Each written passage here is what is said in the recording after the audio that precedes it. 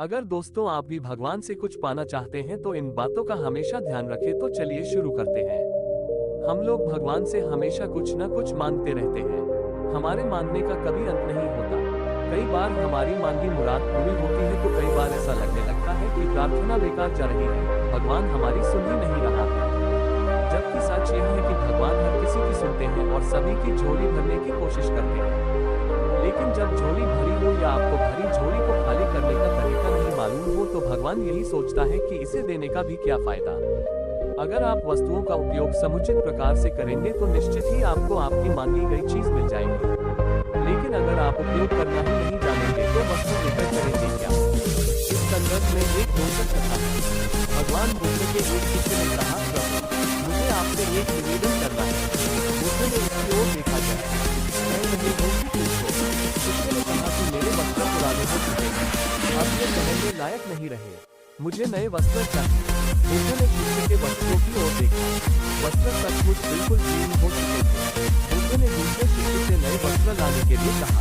कुछ दिनों बाद बुद्ध अपने उस शिष्य के निवास पर पहुंचे। कुशल के बाद उन्होंने पूछा, तुम्हें और कुछ तो नहीं चाहिए? शिष्य ने कहा कि मैं इन वस्त्रों में बिल्कुल आराम से हूँ, मुझे और कुछ नहीं चाहिए। अब बुद्ध और शिष्य का संवाद शुरू हुआ जो इस प्रकार था। बुद्ध, अब जबकि तुम्हारे पास नए वस्त्र हैं तो तुमने पुराने वस्त्रों का क्या किया? शिष्य, मैं अब उसे ओढ़ता हूँ। बुद्ध, तुमने के पुराने वस्त्रों का क्या किया? शिष्य, जी मैंने उसे खिड़की पर लगा दिया है। बुद्ध, तो क्या तुमने पुराने पर्दे फेंक दिए? शिष्य, जी नहीं, मैंने उसके 4 टुकड़े किए। रसोई में उनका इस्तेमाल चूल्हे पर से गर्म पतीलों को उतारने के लिए करता हूँ। बुद्ध, तो फिर रसोई के पुराने कपड़ों का क्या किया?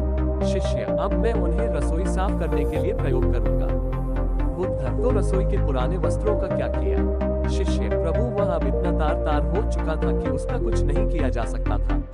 मैंने उसका एक एक धागा अलग करके बातियां तैयार कर ली, उन्हीं में एक से कल रात आपके कक्ष को प्रकाशित था।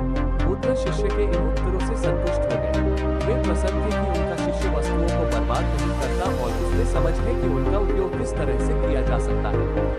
कथा सुनाकर संत ने कहा, इन दिनों जब प्राकृतिक संसाधन दिन प्रतिदिन कम होते जा रहे हैं तो हमें कोशिश करनी चाहिए कि चीजों को बर्बाद न करें और अपने छोटे छोटे प्रयत्नों से इस धरती को सुरक्षित बना करें।